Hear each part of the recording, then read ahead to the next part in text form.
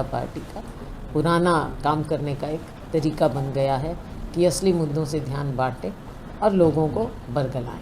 लोकसभा में कितनी सीटें कांग्रेस मान के चल रही है? पिछली बार खाता नहीं खोल पाई थी, इस बार क्या मानती है? 10 सीटें। हाँ, मैं मानती हूँ, लेकिन पिछली बार आपने देखा कि लोगों को कैसे उन्होंने कभी किसानों को बरगलाया, 6,000 रुपये 4,000 रुपया उनके खाते में डाला और कुछ और भी बातें हुई जिनका इन्होंने राजनीतिकरण किया, तो देश विदेश की बातें ऐसी। लेकिन मैं समझती हूँ कि आज के दिन जो असलियत है वो सामने आएगी। 10 साल बहुत होते हैं और लोग भी देखते हैं कि 10 साल में कोरी बातों के अलावा, खोखले स्लोगन्स के अलावा कुछ मिला नहीं है और महंगाई आसमान को छू रही है, मुद्दे बहुत हैं।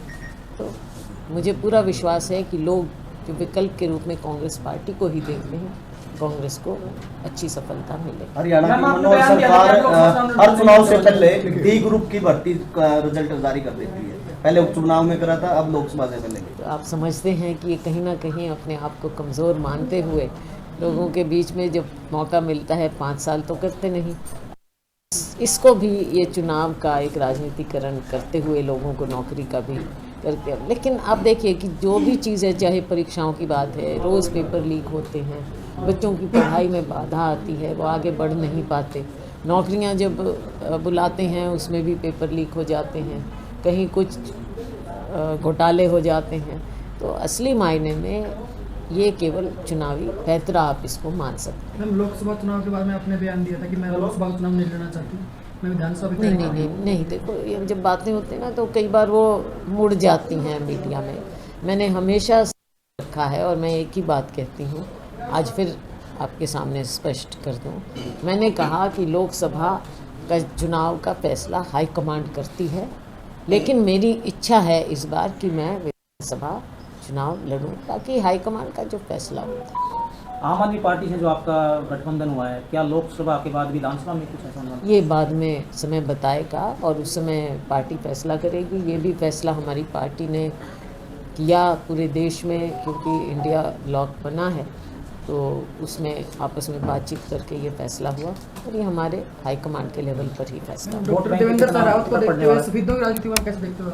सफेदों में देखो, चुनाव आता है, नए चेहरे आते हैं, कभी बदलाव आता है, कभी वही होता है। तो ये पार्टी उस समय ये देखते हैं कि कौन लोकप्रिय है, कौन मेहनत कर रहा है, कौन ज़मीन पर काम कर रहा है।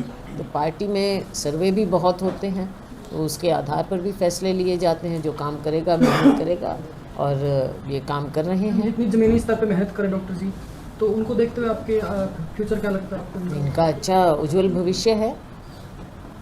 मैम, जैसे चंडीगढ़ में जबरदस्ती मेयर बनाने का काम किया गया था बीजेपी के द्वारा, क्या कुछ कहेंगे? बिल्कुल, आपने बहुत एक लोकतंत्र पर जो सवालिया निशान ऐसा उठा कि उच्चतम न्यायालय को इस पर ना केवल टिप्पणी करनी पड़ी लेकिन उनको फैसला देना पड़ा।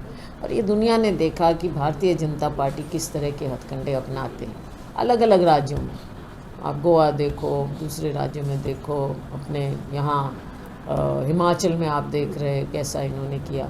तो जगह जगह इनका प्रयास होता है कि क्योंकि इनका लोकतंत्र में तो विश्वास है नहीं और ये जानते हैं कि लोग इनसे दूर जा चुके हैं, तो इस तरह के हथकंडे अपनाने का प्रयास। हरियाणा लोकसभा के कांग्रेस के उम्मीदवारों में किस तरीके का समीकरण, जातीय समीकरण देखने को मिल सकता है? क्या सभी वर्गों से कैंडिडेट लिए गए? देखो, 10 सीटें हैं, 2 रिजर्व हैं।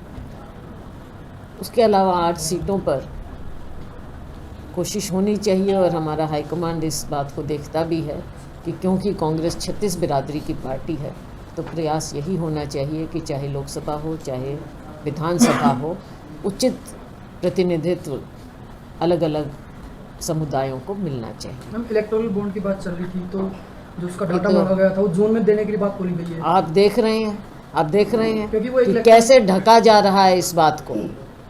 जब उच्चतम न्यायालय कुछ मांग रहा है और जो हमारा सेंट्रल बैंक, समझ में नहीं आता कि वो कर क्या रहे हैं। फिर क्या है उनकी टेक्नोलॉजी कि वो इन्फॉर्मेशन तक नहीं दे सकते, चुनाव निकल जाएगा उसके बाद देंगे। तो ये फिर एक ढकने का प्रयास है सरकार की ओर से। सर देखो, किसानों के साथ जो धोखाधड़ी हुई, चाहे उनकी आमदनी दुगनी करने की बात हो और चाहे MSP को कानूनी दर्जा देने की बात हो, इस सरकार ने वादा खिलाफी किया है और किसान बेहद नाराज़ हैं और वो दिखाएंगे इस बात। Thank you madam.